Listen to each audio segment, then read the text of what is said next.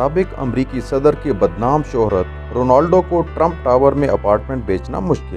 دنیا فٹ بال کے ممتاز کھلاڑی کرسٹیانو رونالڈو ان دنوں عجیب مشکل میں پھنسے ہیں۔ وہ یہ کہ انہیں نیو یارک میں واقع ٹرمپ ٹاور میں موجود اپنا اپارٹمنٹ اچھے داموں میں بیچنا مشکل ہو چکا ہے۔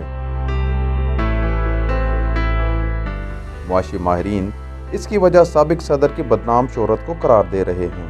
غیر ملکی خبر رساں ادارے کے مطابق صورتحال اس قدر عجیب ہو چکی ہے کہ کرسٹیانو رونالڈو اس اپارٹمنٹ کو نصف قیمت پر بیچنے کو بھی تیار ہیں، لیکن انہیں کوئی خریدار نہیں مل رہا۔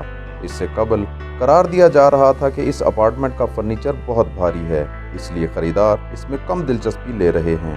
تاہم بروکرز نے ان افواہوں کو رد کرتے ہوئے کہا ہے کہ رونالڈو کا اپارٹمنٹ نہ بکنے کی وجہ کوئی اور نہیں، سابق صدر ڈونلڈ ٹرمپ خود ہیں۔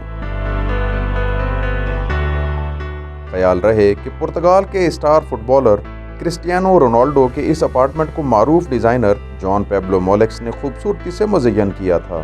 اب خبریں ہیں کہ کوشش کی جا رہی ہے کہ کوئی خریدار مل جائے تاکہ یہ اپارٹمنٹ اسے اونے پونے داموں میں فروخت کر دیا جائے۔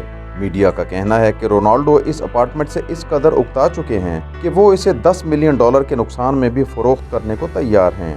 رونالڈو نے یہ اپارٹمنٹ 2015 میں خریدا تھا۔ اس وقت 2500 مربع فٹ کے اس اپارٹمنٹ کے لیے انہوں نے 18.5 ملین کی خطیر رقم خرچ کی تھی۔ اس اپارٹمنٹ میں 3 بیڈ رومز ہیں، جہاں سے نیو یارک کے سینٹرل پارک کا 360 ڈگری زاویے سے نظارہ کیا جا سکتا ہے۔